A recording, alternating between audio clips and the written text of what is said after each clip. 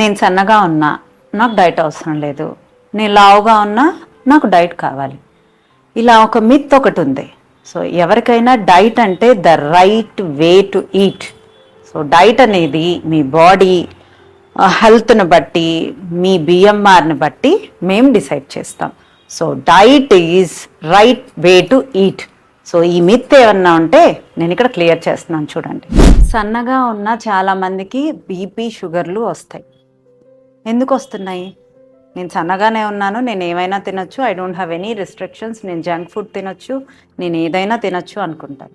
But మీరు హెల్దీగా ఎన్ని రోజులు మీ బాడీ కోసం తింటున్నారనేది చాలా ఇంపార్టెంట్.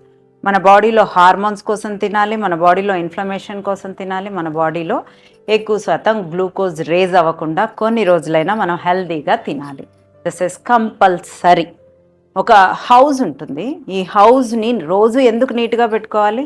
ఎప్పుడో నెలకు ఒకసారి క్లీన్ చేసుకోవచ్చు కదా.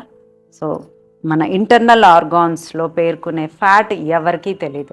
సో సన్నగా ఉండేవాళ్ళైనా లావుగా ఉండేవాళ్ళైనా హెల్దీగా తింటాం. ఒక వీక్లో ఒక 4 days అయినా మీ బాడీ కోసం తింటాం ఇంపార్టెంట్.